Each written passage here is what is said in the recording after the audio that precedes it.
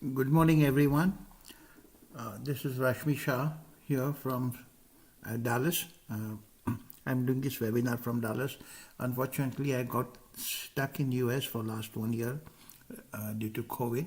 And on behalf of Simplicity, I'm going to do and talk about what's going on and how do we see the world, correct? And how do we see the financial markets? We are living in very interesting times.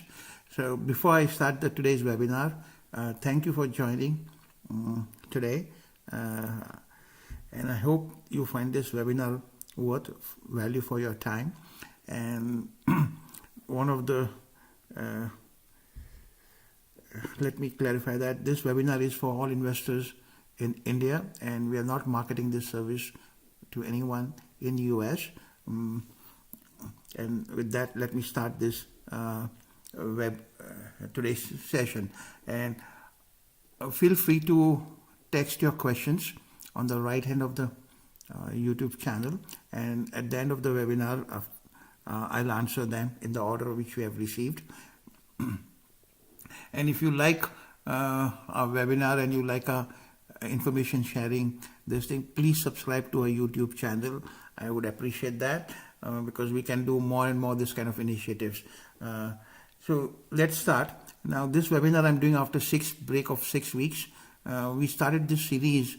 My first webinar was on April 7th, 2020. After the COVID, correct, the lockdown, the match. So this is the first slide. Exactly 1 year and 1 week has passed since that. So when I did the first webinar that time, everyone was shaken up in the world, correct? The stock market had corrected more than 30%. And at that time we said, correct, eventually science will solve this problem and the stock market and financial markets in the world economy is going to recover. But the recovery will start from US.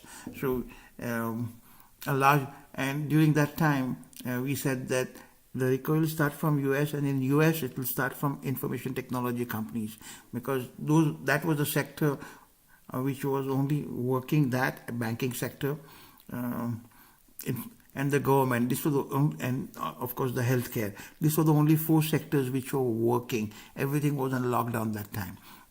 And as we all know, as we had predicted that US did very well, then information technology sector in India and US also did very well, then healthcare sector did very well, correct? And then gradually everything started going up. So now this time what's going to happen, correct? So I'm going to talk about that. And so if you see today's situation, the number of COVID cases, when we started in April, the number of COVID cases here, today the cases are going up. It peaked up in the month of Jan 21, then it corrected a little bit, and then again they have started going up. So these are cases worldwide, infected people. So the COVID has not yet peaked up, because as of today, though it has picked up in America, it has not picked up worldwide. Today, India is yet to see a peak. We are seeing the peak in Maharashtra, but we have yet to see the peak in India, because Uttar Pradesh, Bihar, all those populations, density states have yet to see the peak. Then in emerging markets, Brazil, Mexico, Turkey, Indonesia, at all of the places, COVID is at it. It's yet to see that peak. So number of cases is yet to go up. We'll see peak sometime in the month of May or June.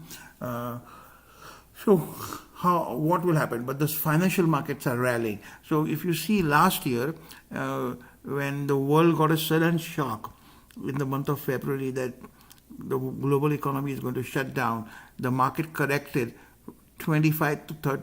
It corrected almost 40% in a span of 20 days. So markets were at all-time high in February 14th, and from February 14th to March 23rd, market one way went down by 40%. It was the fastest fall the world has ever seen in last 130 years. We have never seen that kind of a fall that happened. But the recovery also started, and you see the Nasdaq recovered the fastest and it outperformed. initially US markets, Dow Jones, you see the Dow Jones here outperforming Indian market. The blue line is Indian market. Then since September, October 2020, Indian market started outperforming Dow Jones. Now, but in last 2 weeks, Dow Jones has again started outperforming the Indian market. But they both are going hand in hand together just now over last 1 year. And Nasdaq is way outperforming, correct? So what is going to happen? So why did the market rebound so sharply when the COVID cases are still going up? So many people say that financial markets are not in sync with the real world. No, that's not true. Financial market. They know now this COVID problem is going to solve, and they know how this is going to be solved. So market is always 6 months to 1 year ahead of the actual events.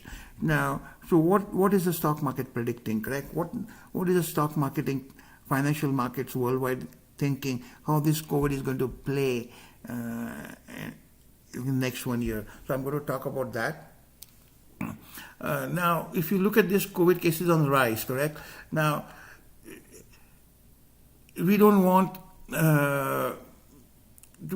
we want the COVID to be coming under control, but the control can come in only based on our behavior, and humans are not ready to change. They're not ready to change their behavior, but 20% of world's population is changing, so they are going to benefit the most, and the others who are going to go through that pain. Many people still believe that COVID, nothing is going to happen to me, it's going to happen to someone else. But when COVID happens to them, then they realize, correct? So that's why the second wave and third wave is coming, and it's pushing everyone to change. So the good side of unfortunately, COVID is a very bad thing to happen. Many families are getting destroyed, businesses are destroyed. But there is a good side to COVID also. It's forcing the world to change. It's forcing human beings to change their lifestyle, because we had become too comfortable and we started abusing the Mother Earth. We didn't care about pollution. We didn't care about all the gases and the destruction of Mother Nature for last 50 years or 100 years. And now that's the way Mother Nature is paying us back, correct? It's forcing us to change. And that's why we are talking about green technology now everywhere. We are talking about getting pollution under control, living a better lifestyle. So that's the positive side of the COVID, correct? COVID is going to make us change, and it's going to make government change, it's going to make corporations change. So there is a lot of change going to happen. And because of that change, stock markets like the change. They don't like routine things, correct? They like change. And that change which is happening in the worldwide economy, that's why the financial markets are going up. That is one of the reasons, one of the way to look at it. And they will continue to go up. Why they're going to continue to go up and how they will go, I'll talk about that in the later part of this presentation. And I'll share some real life examples why this change is happening, correct? And how this is. So the impact of COVID, correct? So if you see, the worldwide economy got impacted in the COVID. Now, who has the highest stake by the damage done by the COVID? The highest stake of COVID is the governments. So I'll give you a simple example. The US economy is of $25 trillion. Do you know how much taxes the US government collects? The total taxes collected by the US government is $9 trillion. $9 trillion on a $25 trillion economy. That $9 trillion tax collection is almost 3.5 times of India's GDP. So that is the quantum of tax collection. Now imagine if that economy shrinks by 10% or 20%, this tax collection of $9 trillion will come down to $4 trillion, correct? So the highest stake of this managing this COVID is with whom? In whose interest the COVID comes under control is of the government. I'm talking pure business. I'm talking of pure business. I'm not talking about the morality, correct? So even from business perspective, for the government, it's in their interest that the COVID comes under control. So what the US government think tank did, okay, let's invest in finding the COVID solution. So the US government spent $100 billion last year and gave it to the pharma companies to find a vaccine. And they give that 100. So they say that $100 billion, which grant they give to all these pharma companies in US to find a solution, that is one of the best investments anyone can do in last 100 years, because that $100 billion saved $9 trillion of GDP of US. So so that's the biggest stake was on the economy and the government. So that's what I'm saying. How the government looks at it is correct. Now the second impact of COVID happened is the digitalization which was going on got speeded up. So if there was no digitalization, if IT companies were not there, lockdown would have not been possible. Imagine in the 1970s and 80s, if this COVID would have happened, was lockdown possible? No. There were hardly any, there was no internet, there was no computers, the telephone lines were all, analog, and it would not have been possible for everyone to sit at home, correct? And these days, technology company enabled us to work from home, and so digitalization was the major part. Now the digitalization has, because of the COVID, the adoption of the digitalization has gone up 5-6 times ahead. What was going to happen in 2028 and 2030 is happening in 2021. So that's the good side of that, correct? Now, of course, the travel and tourism also industry has changed. Now, I'll say international tourism has got very badly hit, but the local tourism in the US has gone up. Instead of the local tourism has gone up, instead of hotels, people are using more Airbnb. So everything is changed, correct? That change has happened. So that's why companies like Airbnb has benefited immensely, and domestic tourism is likely to go up instead of international tourism. International tourism is going to take some time, but travel and tourism industry got the most hit, if you see on the spectrum, and they are going to take 2 or 3 years to recover. Now, is COVID going to go in this year? No. It's not possible, because it's not possible to vaccinate the entire population of the world in 1 year. So it's going to take 3 years. So I'm just giving you an example here. Take the demographics of developed countries like US, Russia, Germany, Turkey, France, and all. It's all these countries put together is 89 crores. Now, US as of today is vaccinated by almost 50% of population in US has got at least 1 dose of vaccine. 40% of the population, adult population, has got more than 2 doses of vaccine. Even I have got 2 doses of the vaccine. I got Moderna. I just got the second dose about 10 days back. So 40%. So, but this number of cases in US bottomed out at 40,000 last month. They have gone back to 60,000. So even in spite of 50%. Vaccination, the number of cases have still not gone below 50,000 a day.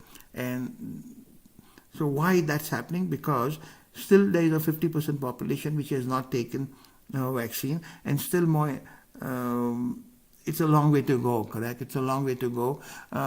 The US government, the US population is 30 crores, and they have already purchased 50 crore of vaccines. So in coming few days, there is plenty of vaccines in US, but that's not the case in India, that's not the case in emerging economies, that's not the case in Africa. So imagine a country like of population of 139 crores will take how many days to vaccinate? It will take at least 2 years or 3 years. Also 30% of 25% of population don't believe in vaccination. So that's another problem, correct? So we are going to have a lot of challenges. So we'll have to live with COVID for next 2-3 years, and we'll have to adapt and adjust, and we'll have to change our lifestyle. And that change is driving the world economy to a growth phase. So that's the positive side of that COVID. So I'll share example how the COVID is changing people's lifestyle, and I'll share real life examples. But before that, see, even today, in spite of in US 40% of vaccination happening, the total vaccination population in the world is less than 10%. So as I said, it's not going to happen in next 3 years, but 20% of the population is changing their lifestyle, and they are going to reap 80% of the benefits. So the 80-20 rule is going to apply everywhere. So 20% of the companies are going to create 80% of the wealth worldwide, and 80% of the population is not going to change. They will change only after pain comes. So they are going to suffer. So that's the sad part of the bad side of the vaccine, corona vaccine, COVID situation. So we'll go through this phase now. So what is going on? So let me give you an example. So with the COVID, when it started in last year, the first thing the US government did is created liquidity. So the US government pumped last year $4 trillion of stimulus. So they pumped in. So they thought like a businessman. They said, okay, I collect $9 trillion of taxes every year. So what happens in 1 year? I don't collect. I give $5 trillion back to the people. But next year onwards, I'll still get it, correct? I don't want my infrastructure to get affected by that. So they distributed almost $4 trillion of money in last 1.5 years. So every family, every person last year got $2,000 check, and this year they got $1,400. So $3,400 check was given to every adult individual in America. Less than 2 or 3% of population who are earning more than $150,000 a year, they didn't get. But most of the 95% of Americans got that check. Now, also in addition to that, currently the government is paying $4,000 to every kid in addition to that $3,400. So every kid is getting. So the parents, a family of 4, husband, wife, and 2 kids below the age of 18. This year they're getting so 1,400 into 4, that comes to 5,600, and plus $3,000 each for each kid, 6,000. So that is 6 and 5,000. So $11,600 check they get in the account. So that's creating tremendous amount of liquidity. Plus anyone who has lost the job, the government is giving additional $400 a week in addition to the unemployment benefits they were getting. So some of the people who are not having a job, they're earning more amount than what they were getting if they go for work. So that kind of liquidity has been created. And what has happened is all these people, where that money is going? That money is going for shopping. That money is going in day-to-day consumption. That's how economy got kick-started, correct? So that liquidity created the engine which got kick-started, and the economy started roaring back. Then secondly, technology and financials, they started. So last year, when this COVID came, every US bank made enormous amount of provisions, assuming that bad debts are going to happen, NPAs are going to happen, people won't be able to pay their credit card bills and this and that. And those provisions are now getting written back, which was set aside are getting added. That's why all these banks, this week when they declared profit, they were mind-blowing. They were way beyond 70-80%, even the most optimistic estimates. So technology stocks, banking stocks, they all rallied heavily. That now digitalization is also created. As I said, the digitalization happened 3 to 4 years ahead, and that created another demand for IT services. Then, as the balance sheet of every family in America improved, they started spending more, and they started changing their lifestyle. So as a result of this, the World Bank is projecting in the current year, 2021, the world GDP is going to grow by 6%. The US GDP is going to grow by 6.5%. China is going to grow by 8%. India is going to grow by 9 to 11%. And now, remember that World Bank always makes projections which are on conservative. Some of the estimates when I see from the analyst here that the US economy may grow as high as 8% in the current year. In last 40 years, that has never happened. The world economy maximum growth was 4% in last 40 years. This kind of growth happened only during the Second World War phase because there was so much mass destruction and they had to rebuild the world. That kind of growth is happening this year, and especially in the manufacturing sector. The growth is tremendous. The other thing also, I'll give you an example. Everyone, the rich people worldwide made changes to their lifestyle. So, especially in America, I'll give you an example. If somebody wants to build a, so 1/4 of the houses in America have swimming pool. Now, the 3/4 of the other population used to go to public swimming pools. Now, because of the COVID, everybody wants to have a swimming pool at their home, in their yard, because your homes, the lot size are big. Now, today, if I want to build a swimming pool in my home, the waiting list is 2 years. I can't get a contractor for 2 years. So all these swimming pool contractors, they have a wait list, and the waiting list is 2 years, and the cost of building a swimming pool is $100,000 US. That kind of is a cost, and still there is a wait list of 2 years. Now, RV recreational vehicles, RVs, correct? We call them. They all got sold out. All big boats, they are sold out. Today, if you want to buy an expensive yacht, you don't get it. Homes in Florida, which were selling, big homes I'm talking about, which were $2 and $3 million big homes. Today the prices have gone to $6 to $7 million. Property prices have gone up by 25% in US, and especially the property at the upper end. So people want to buy homes, upgrade their lifestyle. So that kind of happened, and they say this manufacture, and because of the deglobalization of the China fear, every country wants to secure their key manufacturing. For example, I'm talking about chips, computer chips, correct? The chips, microchips, which you require in everything today. Every car they say is a giant computer, correct? Then you take your mobile phones, even refrigerators, lights, everything has chips these days, and those chips are in short supply. 80% of those chips are getting manufactured in Asia.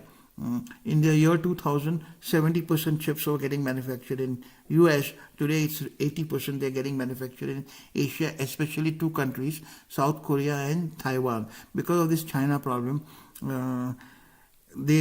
US is focusing on getting that base here. So they are saying that manufacturing boom is going to be there for next 10 years. Every country is redrawing the supply chain thing.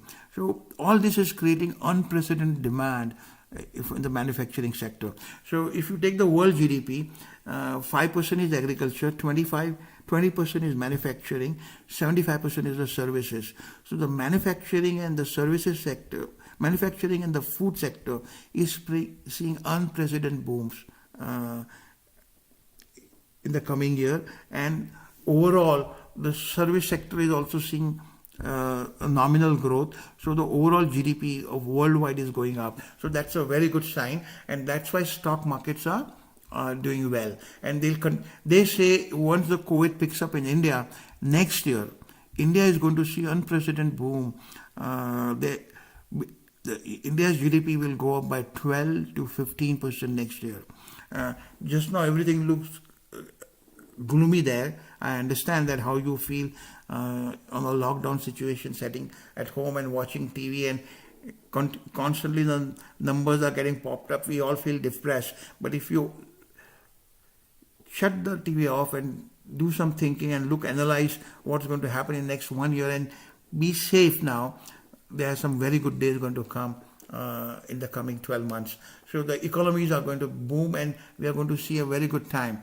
So the events that shape what the shapes are taking place, correct? So this change in lifestyles and habits of people, what it's doing is making the stronger players stronger, correct? So people are upgrading their lifestyle. So I'll give you a simple example. I used to shop my groceries at Walmart. Now I have not been to Walmart for last 9 to 10 months because Walmart is crowded and I want to avoid crowds. So I go to Target, which is a little bit expensive than Walmart, and there's less crowd, and I go to Costco, which is way more expensive.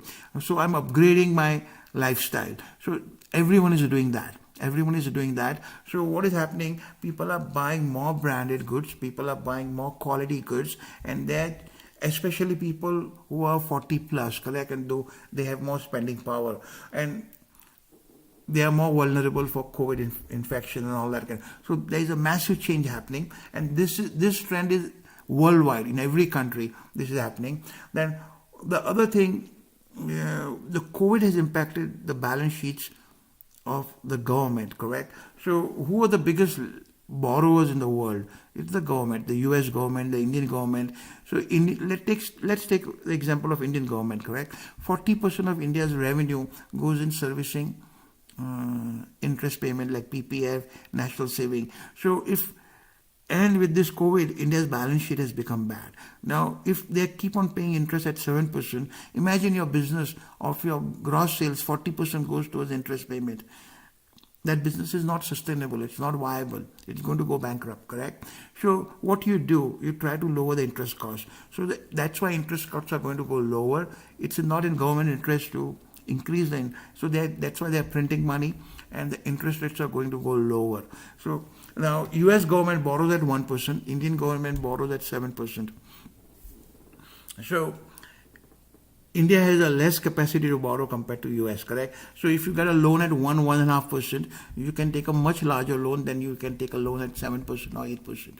So that's the other. So what options Indian government has? One, to lower the interest rates to improve their balance sheet, and to depreciate the rupee. So the rupee is going to get depreciated gradually, and in next 2-3 years time you may see 85, 90 or 95 dollar, correct? And that will boost exports, that will boost this thing. So you will see gradually that will happen. Now all this is going to create excessive liquidity. So that excessive liquidity is going to go with where it's going to go? It's going to go into the capital markets. Because if you lower the interest rates on fixed deposits, if lower the interest on PPF, what people will do? They'll take more risk and go to the stock market, correct?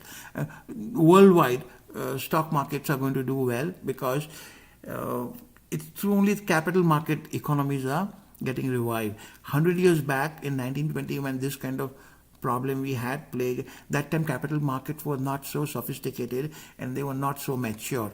Now capital markets is the only source through which your economies can recover, whether it's China, India, even Russia.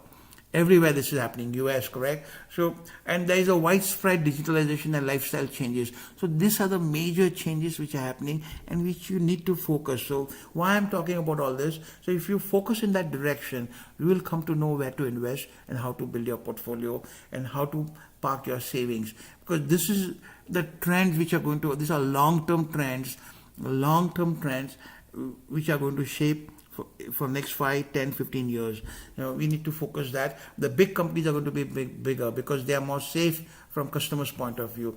So the 80-20 rule is going to apply. 20% of countries in the world emerge stronger from COVID. Those countries who are taking proactive action. 20% of world's population will change their lifestyle and they'll control 80% of the wealth that we're already seeing everywhere. 20% of world corporation will generate 80% of world GDP. Today, PSUs are not going to generate business. Everywhere governments are going out of business. It's the private sector which is coming place, and within the private sector, the bigger companies are going to benefit because they leverage technology. They can leverage this thing much faster. I'll give you another example. In US, the government have removed all restrictions in last 1 month. So mask is no longer mandatory, but what is happening is all these big companies, they have made mask mandatory in their business premises. So if I go to Costco, I can't enter the Costco showroom or the business warehouse without wearing a mask. So they're enforcing discipline. So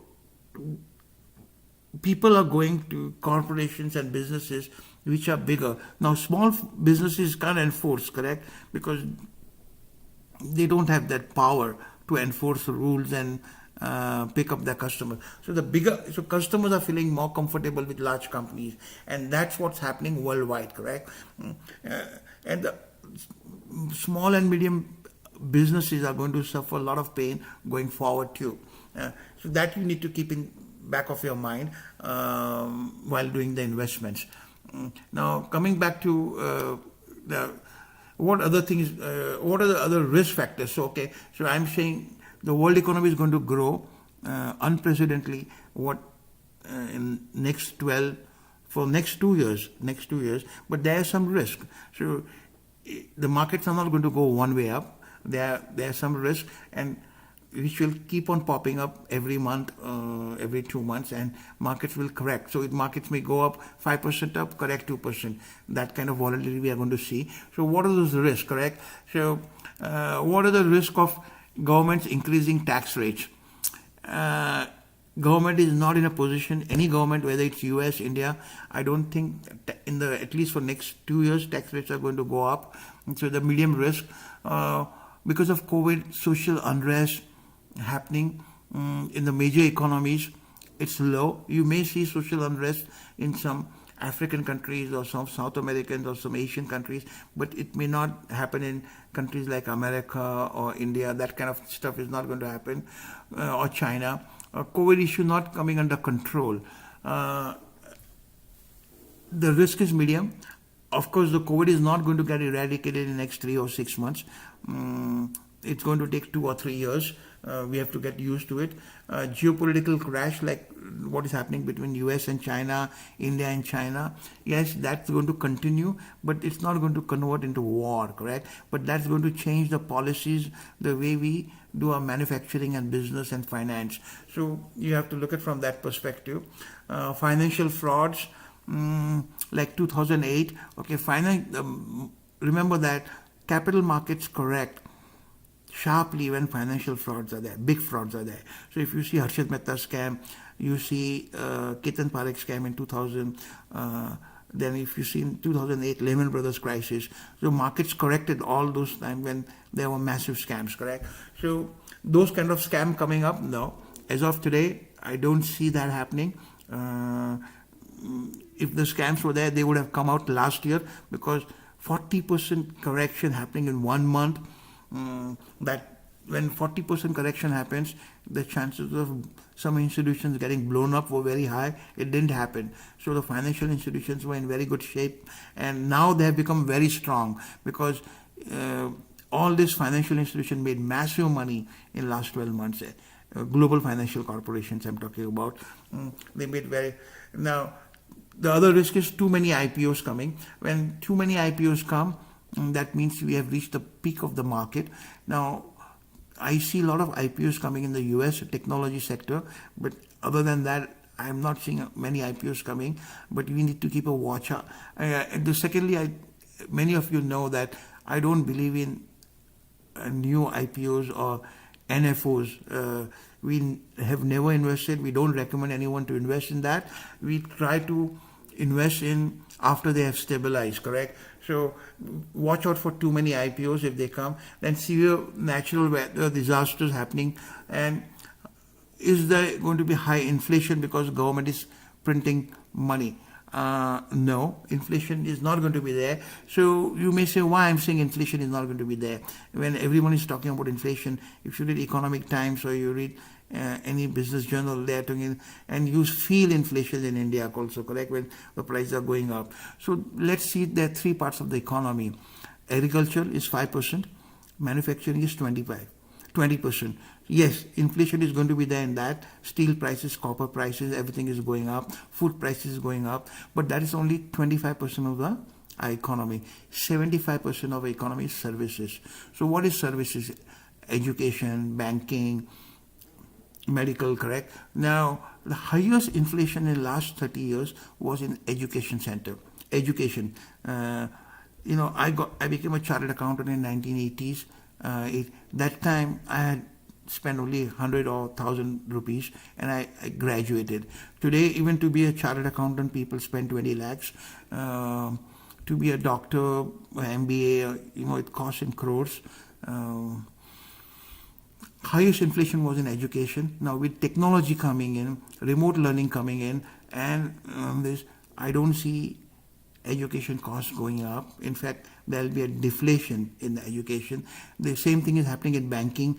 10 years back, we used to do make a payment through demand draft. So demand draft commission was there, money was getting by block for 5 days. Now you do RTGS, instantly money goes. So the money rotates much faster than what it was rotating. The cost has come down. You see the telephone costs in 1990s. In 1980s, we had to do trunk calls. Now you do WhatsApp calls free anywhere globally. International calls are free. It was not there. So the service costs are going down everywhere. So the 75% of our world economy, or 75% of our expenses are on services. I don't see technologies cutting that, and there is a deflation. The costs are coming down. Only on that 25% manufacturing and food, the prices are going to go up. So overall inflation is not going to go up. So if overall inflation is not going to go up, interest rates are not going to go up, and that is good for the stock market. And that's what we have to analyze it this way. Now, so how do you prepare for your investments, correct? So knowing all this thing, correct, that the COVID is going to continue for next 3 years, there is going to be volatility in the market, but there is going to be growth. So identify long-term trends. As I said, identify long-term trends. So what the long-term trends, like the world population, people above the age of 50, the population is going to grow by 600% in next 20 years. So identify those sectors, industries, invest in those, correct? So prepare a model portfolio, what's going to happen. And then once you prepare a model, like when you want to build a house, what you do, you prepare a drawing, correct? You prepare a drawing, your engineer prepares and shows you various different maps, and you select one model, correct? You select one model, and on that how you build a house. Same thing, you prepare a model portfolio. That's what Simplicity does. And then we identify risk. What can go wrong on this model? What can happen if this happens, that happens? So you do simulation analysis. So we do 6 months. You don't say, no, I want to go to medical school. Then you go to 6 months to medical school. No, I don't want to go to medical engineering. I want to be a chartered accountant. You don't do that, correct? You stick to one thing. And then once you stick to it, become an engineer, you try to take an engineering job, correct? You go further in that. Same way in investments, stick to what you have done. If you keep on changing and shuffling your investment strategies and portfolios, you will destroy wealth. And that's what 99% people do, because they're impulsive. And there are too many options in life, and that's how we destroy our portfolio. Stick to a few things, and before you decide, analyze it, stick to the model, and build the portfolio. And that's what we Simplicity do that. So I'll give you currently a Simplicity model portfolio have. As you know, we don't shuffle the portfolios. We don't keep on changing the portfolios. We give the same portfolio to all our clients. And when I started Simplicity, I looked at, if I'm going to India and I'm going to recommend people to invest in India, what I'm going to so I looked everything from foreigners' perspective. I didn't look from your local perspective. So I said, okay, I'm going to make everyone invest 20% in US stock, Microsoft, Google, Apple, correct? So I have that portfolio, what we have designed, I'm analyzing that here. So if I look at that portfolio, there are mega cap companies. What is mega cap company? Companies whose market cap is more than $200 billion. So I have not designed this portfolio based on the definition of SEBI, large cap, mid cap, and small cap. I designed this portfolio based on the definition in US of what is large cap, mega cap, small cap, and micro cap. The definition, international definition, is way more of higher standard than what definition is in India. One second. So I have built that portfolio on that. Large cap is any company with market cap of 10 billion and 200 billion. Mid cap is 2 billion to 10 billion. Small cap is from 300 million to 2 billion. And micro cap, and these are mostly startup companies, from 50 billion to 300 million, correct? And so the current portfolio, what Simplicity is investing in, I've broken down. So if I take the US, when we are investing in US, 15 companies of mega cap. Which are those 15 companies? Like Microsoft, Google, Apple, Samsung, those kind of companies are there here, correct? Large cap, Adobe, Walmart, IBM, those kind of a large cap company, mid cap, small cap, and micro cap. These are startup companies, correct? Here, then in Japan, here this is a Toyota. And then 18. So we invest 5% in Japan. So I have broken down that here. In India, India doesn't have any mega cap companies. So we don't have any companies whose market cap is more than $200 billion. Eventually, we'll see two or three companies like TCS, maybe Reliance going into that mega cap, correct? So large cap, 33 companies are there, 58 in mid cap, 37 in small cap, and 10 in micro cap. So this is the ratio. So when you build a portfolio, so we look at from all different angles, correct? Where this is. So also this portfolio has 72% investments in Indian rupee, 23% in dollars, and 5% in Japanese yen. Now, out of this 72% in Indian rupees, we invest in Indian IT sectors, which is also a dollar dominated, correct? And we also invest in pharma companies, which are export oriented, again a dollar income, correct? And we have MNC companies, which also, yeah. So mostly overall of this portfolio, 50% of the portfolio is protected from rupee depreciation, and it benefits when rupee gets depreciated. So your portfolio should be, we look at from that, and only 50% portfolio has exposure to where Indian rupee is there, correct? So that's how, and we have been investing this way since 2013, and we have seen so many ups and downs, and this portfolio has withstood all those kind of volatility, and we did very well. Last year we did very well, and last year Simplicity's business went up by 100%. 50% was due to the returns, and 50% was for the new clients which we got, and we stuck to our guns, and we didn't allow people, because we have very high conviction on where we are investing. Other thing is, you don't, when you went to for education, you just didn't go for fun sake to become engineer or doctor or chartered accountant. You went with conviction, correct? Or you build the conviction down the line. Same thing we do. We don't invest on a hunch. We didn't invest with randomly. We went with full conviction. So that's the other benefit we got last year. When market became volatile, we had such a high conviction in March, April, and May that we called all our clients. And so if you don't have conviction, let's say if you go to a doctor and the doctor is not convinced and he panics, the patient will run away. So if a doctor gets fearful and the patient is going to run away, same thing happens with the investment. So if your investor and advisor doesn't have conviction, the client will panic them first and run away. And that's what happened in the market. That's why 90% people redeem or churn their portfolio last year. We saw that in the newspaper. But at Simplicity, we had very high conviction rates, and we stuck to our thing, and we improved the quality of the portfolio even more, and we stuck to it, correct? And that helped. Now, if I look at the geography, the other way of looking at it, correct?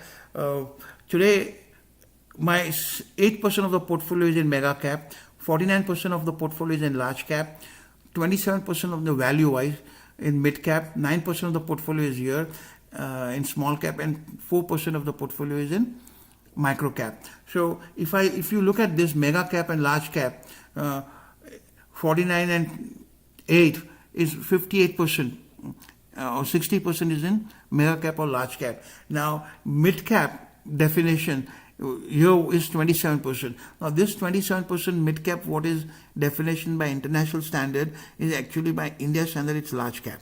So even if this is large cap, so mostly our portfolio is focused on highly stable, very well-reputed companies, 90% of those companies are debt-free and very good management. You would hardly see a company which is less than 20 years in business or risky. And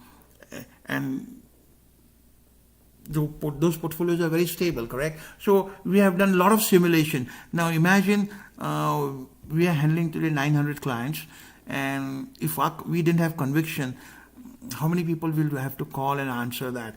So our stakes are much higher than any one individual client when we are investing, and we do a complete due diligence. So we have to analyze this portfolio. So when you build a portfolio, you need to look at from multiple angles. You don't focus. Most of the people, what they do, they focus that they invest today and they think market is going to go up tomorrow, and it doesn't go up tomorrow, they get disappointed. You don't invest impulsively. When you do that, grass grows, mango tree grows after 5 years. So you have to have a complete conviction what kind of seeds you're planting, correct? So you think from that perspective and do that. Now, the current Simplicity's portfolio has banking and financial services of 25%, infrastructure 16%, IT 15%. Now this, when I say banking and financial services, these are not only Indian banking and financial. So this includes global banking, correct? So this portfolio is well structured, correct? So then pharma 14%. So this includes global pharma companies, manufacturing, FMCG, and 2% is in cash. So we look at different angles, and in rotation, this portfolio does well. Over a period of time, it has outperformed. It has outperformed Nifty last year, and over a longer period of time, it gives a decent return. And this is going to happen. You have to look from a very long-term perspective. The key to success in life in investing is patience, correct? So you don't go for a walk after you get a heart attack. You go for a walk right from your young age, and you build a healthy practice, correct? And you do consistently. Investing is same thing. You don't start investing impulsively or when you're about to retire. You start investing from a young age and build a portfolio, and you have patience, and don't try to play the momentum game, reading newspapers or what tips are coming. I have never invested based on insider information. I have never invested based on tips. Always take a long-term call. You don't ask an astrologer what career you have to choose or how you're going to. So you do a proper study, correct? You do a proper study, analyze properly, and then you choose your career or business or life partner. Same way investing, you do a proper study and don't think investment is like a lottery. You buy today and within 6 months it's going to solve your problems. No, it's not going to happen that way. Investing is hard work, and only those who have patience and visions and quality conscious, not return conscious. So if you chase returns, you're going to burn your fingers. You have to see, Shah Jahan built Taj Mahal. He was a quality conscious. So even after 400 years, he's getting returns on his investment. Aurangzeb was money conscious, correct? So he built Bibi Ka Maqbara, copy of Taj Mahal, and nobody goes to see in Daulatabad, in Aurangabad. A replica copy of Taj Mahal he built there, but the quality was substandard. So what happened? Aurangzeb looked very badly in history. Same thing. So you don't want to be Aurangzeb of your portfolio. You want to be a Shah Jahan of your portfolio. Be quality conscious. Have patience. Your portfolio will last for generations, and that's the way to invest. And I see a very optimistic future. Of course, we are going through some bad times, but if you navigate through them, like today, if market's correct, market is not going to correct more than 5%, but if market's correct, put in more money and build your portfolio. Because last year when market corrected, those who invested, they got very good returns. So focus that way. Now with this, I'll end my today's presentation and disclaimer, correct, that mutual funds investments are subject to market risk, and all this information is in this webinar is for general information purposes. We are not promoting any specific mutual funds or any specific investments. You have to see your risk profile and then build your portfolio. And this webinar is not for people living in US. This is for people living in India. Okay. With this, I'll take a question and answers. Thank you for your patience and listening me. And I want you to subscribe to our channels. Please do subscribe. Also, many of you who are clients, I have one more small request. We have sent you a customer service feedback. If you have done, responded to that survey, I appreciate it and thank you. Those who have not, we have got so far about 85 responses. I want more responses. Feel free to say, because these are all anonymous. I don't know who says what, but I want your feedback. How we are doing as a Simplicity as an organization, and this will help us in investing more for improving our quality of service. Thank you very much. So I'll take today's question. The first question is, in one of your programs, you mentioned that you add more in specific stock once it goes down by more than 10%. How much percentage of the initial allotment is added in such cases? Okay, so this is, we offer both mutual fund and direct equity portfolios, correct? So this question pertains to equity portfolio, is asking us. So it depends on case to case basis, correct? And depends on the quality of the portfolio balancing. But normally we add, so if I'm, let's say if I'm, I'll give you a real example. If so, Hindustan Lever, correct? So if Hindustan Lever is 7% of my portfolio and it goes down, I'll add, it goes down by 10%. So I may add another 50%, so 3.5% to Hindustan Lever because it's a good stock, correct? Now, Tata Motors started going down from 300 to it was 400 rupee stock, and it went in correction for 2-3 years. But when it breached below 100, we aggressively added in huge quantity for all our clients, and we waited at the right when there was a bloodbath, correct? So it depends on, now Tata Motors, if somebody added when it was from 400 to 300, he must have burned his fingers, correct? So it depends on case to case basis, and and also the market conditions, correct? But if you're asking for a mutual fund or a ETF, we do add in the standard allocation, yeah. Then second question is, as you mentioned, with deglobalization happening, do you think that Indian IT industry will be hit, or will be restricted to manufacturing industry? Okay, there is not going to be deglobalization in every aspect. So globalization and deglobalization, both are going to work. So in certain aspects where critical, like the US government is thinking, what is critical to them, correct? The most critical thing is them, the microchips. Then they are also saying with the green technology coming up, they are saying the copper is going to be the future oil.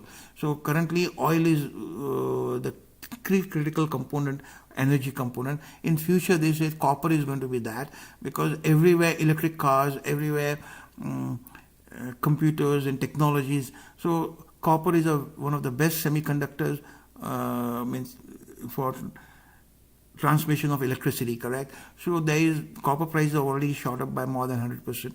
So they expect copper to be the future of oil. So they are trying to source that kind. So wherever they see critical component, deglobalization is happening. Now, Indian IT sector will benefit because of that. So India is not in globally bad book. Indian brand is good. The brand which got affected because of COVID and strong arm tactics was China, correct? And the world depended too much on China last year, and that change is happening, correct? So after the world economy reopens, let me share something. Which country is going to get impacted the most? So during COVID time, China benefited the most because everybody needed masks, everybody needed critical component manufacturing, and China benefited last 1 year. After world economy opens up, China economy is going to slow down. Economies of US, India, they are going to increase the speed growth. So India is going to benefit. Indian IT sector is going to benefit because of digitalization, and also in the Indian IT sector is not at the key strategic level, correct? We are in the the mid-level of IT, the key component of the core technology, India doesn't have in that IT, correct? India is a software services. So it's a different thing, correct? Yeah, so Indian IT company is going to do well. The third question is, with the shortage of chips everywhere and duopoly of TSMC and Samsung, what's your analysis on technology stock across the globe and deglobalization? Should we focus on India manufacturing tech stocks? Yes, we are doing that. We are focusing on technology stocks. So we, in our portfolio, we do have Taiwan Semiconductors, we have Nvidia, you have Intel in this portfolio. And secondly, we also are investing in good manufacturing companies in India. This is taken care of in our portfolio. That we have adequately covered. And Indian manufacturing sector also is going to do very well, especially MNC manufacturing companies are going to do very well. Companies like Siemens, Cummins, Honeywell, they are going to do very well.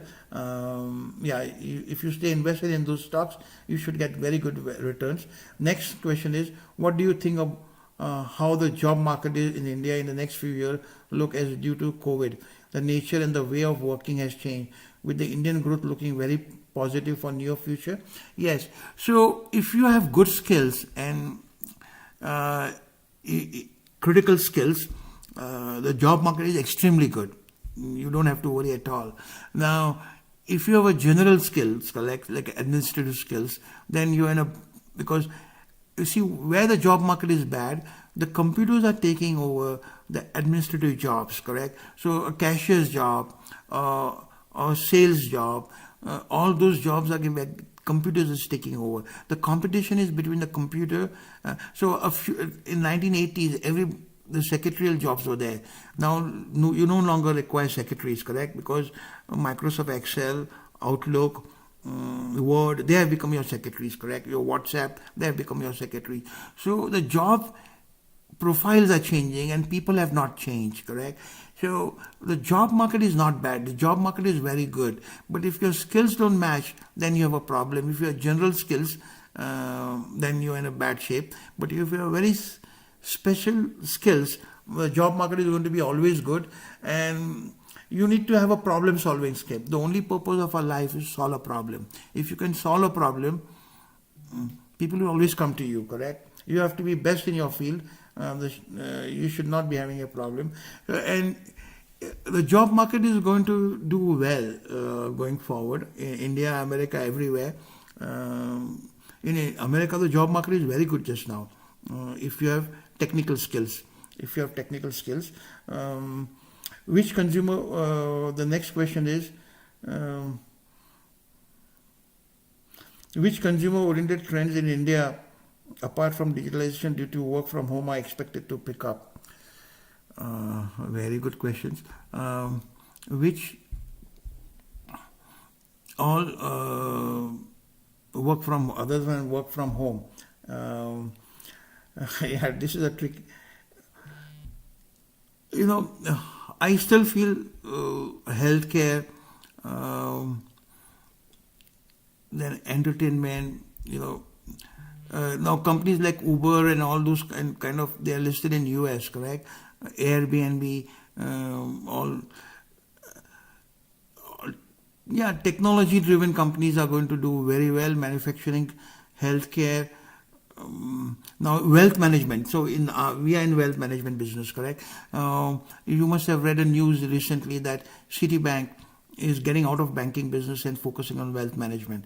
Wealth management, there is going to be a massive boom across the globe. What I mean by wealth management. So I'll give you two examples, correct? Now there are companies like Zerodha, Robinhood in US, where you can go on a platform and do whatever you want and don't pay any fees, correct? So like Paytm and all this. Now they are going to onboard a lot of people to investment, but they are not going to create wealth because they are going to speculate and they are going to destroy wealth. So wealth management businesses, people who are rich and who need advise. So that advisory business, that hand-holding business of building or structuring the portfolio. So companies like us, like we grew by 100% last year. We expect to grow 100% this year. So those kind of companies are going to do very well. That business is going to do well, but that requires very special skills, and that requires very special. So we don't accept, 99% times we say no. There are millions of products, correct? So we get so many different kinds of offers every day to recommend this product, that product. 99.9% times we say no to investments. Even with clients, we are very choosy, correct? If we don't allow, it's like, a patient never tells a doctor what medicine he should write. Have you seen as a patient going to a doctor, because your medicine likh ke do? No, it's a doctor's job to diagnose your problem, and he has to write a prescription to you. You don't tell your doctor what medicine you should. Now, if you don't trust your doctor, yeah, it's fine. You go and change your doctor. Same case happens in investment advisory. If a client tells me what he wants to invest, then I said, you don't require my service. Why you are coming to me? You can directly go and invest. Why you want to waste your time and my time? Correct? If you know that. So wealth management is a serious business, and that business is going to grow. So those kind of specialized counseling services are going to grow. Consultancy business is going to grow. But you have to be very good. You have to be best in your field, and that kind of stuff is going to grow. There is no problem. What's your analysis of FMG sector in India's post new farm laws? Yeah, as I said, everybody is upgrading the call. Forget about the laws and government, correct? You see the human behavior. So what is happening about the human behavior is, because of the COVID, everybody is going more and more towards branded products. So out of fear, correct? Out of fear, and this same trend is going to continue. And also with online shopping, people would buy more branded products. It's very easy to sell branded products anywhere online than are non-branded products. So FMG sector is going to grow very well. So I'll give you, during COVID times, I gave this example to one of my clients. I said, you take a mithai wala shop and you take Nestle, correct? So Nestle's business, or Hindustan Lever's business, grew up during COVID times, but that mithai wala shop, his business got impacted because it was non-branded, correct? Non-branded, and he didn't have online presence. He didn't have this kind of this thing. So their business got affected by 50%. But if you take Dabur, or you take Britannia biscuits, or anyone, their business grew up by 50%. So it depends. So every FMCG stocks are going to do well, yeah, and they're going to be stable in the portfolio. What is your view on the telecommunications sector for the next 5 years? Do you think X will change it near future? VI will do good. Yes. Telecommunication sector is going to be the key sector, correct? Growth, but you need to have patience. For example, Vodafone. I'll give you a best example of Whirlpool. Whirlpool, in the year 2000, how many of you know that it was in a very bad shape? There was a company called Calvinator, which got merged with Whirlpool. At one time, those stocks were 7-8 rupees. I remember that. 20 rupees was Whirlpool. And today it is 2,300 rupees, correct? So refrigeration was required then, it's required now, and the demand is going up, correct? But same thing is good. Telecommunication, even more critical sector. Only 3 companies are there, and we are getting more and more dependent day by day on technology, correct? Work from home, and the dependency is going to be more today than it was last year and in future. So yes, that sector is going to grow, but you have to have patience, because that requires massive investments. And yeah, but if you buy Vodafone today and forget it for 5 years, the chances are there, very high probability of that you will make handsome gains. We have invested in that, and we are long term. Next question is, supply chain will be the drivers and the most important area to drive growth. What is your view on the same? Which all areas do you think will be the growth drivers? Yes, true. Supply chain is getting more and more organized in India, in US. Logistic companies have way outperformed. Logistics has given 150% return in last 1 year. Uh, Now in India, organized sector, correct? But there are very few companies. I wouldn't, and there is no. I don't like to buy stocks of those logistic companies or individual companies that way. I like to buy a sector. I will buy a sector ETF. Now, those kind of sector ETFs are not available in India, or sector mutual funds are not available in India. I would stick to. So we had invested in Blue Dart. Blue Dart has gone up 100% in last 1 year. So if I want to buy a logistic, I would buy a branded company like Blue Dart and forget it. I wouldn't go for it unbranded companies. Or I would go through the mutual fund route, and I'll wait for ETF. And if you're in America, there are a lot of supply chain logistic ETFs, and they are very good. But that it depends on where you are investing. Correct. Next, would it be possible to comment on Bitcoin and crypto? Okay, so how many of you have thought that? Have you visualized that Bitcoin and crypto has become very popular in last 1 year as a replacement to dollar and gold? So that's why gold has come down from $2,100 an ounce to $1,700 today. In the previous financial crisis, gold was always considered a hedge against the US dollar. Now, Bitcoin is considered as a hedge against US dollar and not the gold. So that shift has taken place. And yes, the Bitcoin, I wouldn't, still I don't understand how Bitcoin prices are determined. So what I do is, I won't buy a Bitcoin. I'll buy, I invest in ETF, or invest in, there is a ETF called ARKK in America, or there is a ETF in India,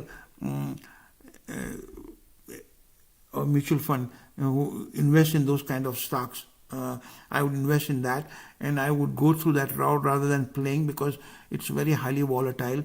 I wouldn't buy a Bitcoin, but I would invest in companies which are building that blockchain technologies and this. So there are sector funds. I would invest in those kind of sectors. Yes, and I'll watch out for gold, because now gold is correlated with Bitcoin, correct? Because previously people used to buy gold as a hedge against the dollar. Now they are not buying dollars, they are buying Bitcoins. So demand for gold has come down. So that's impacting Bitcoin popularity is impacting gold prices also now, correlation wise. I wouldn't buy Bitcoin directly, because it's highly volatile, and I wouldn't, and it's not illegal in India, and I wouldn't do that, correct? I would go through a mutual fund route or ETF route. I would focus on my job rather than like to make a quick money in Bitcoin. So, life is a long and hard work, correct? Let's not try to do shortcuts by making this kind of quick money by playing the Bitcoin. I would avoid that. Yeah. And with that, I end my today's webinar. Okay, one more question. Which stock is for health insurance? How is insurance sector, correct? So insurance sector, I would go through financial services. So there are two various kind of insurance. Life insurance is a good business. Health insurance is not a good business, because it's still evolving, and there is a lot of, like, COVID must have impacted the health insurance business, correct? And the profitability than this. So I would go through a mutual fund or ETF on banking and financial services. Life insurance, investing in life insurance companies, not buying life insurance, is a good investment. I would say that. Yeah. With that, I would end my today's webinar. Thank you very much. I appreciate for your time, and do subscribe to our channel. And if any questions are unanswered, do contact us directly, and I'll try to answer them. And I'll see you after a month. I did a webinar after 6 weeks, and after a month, I'm going to do another webinar and update you what's happening globally. Thank you very much. Thank you for your time. Be safe and take care. Thank you very much.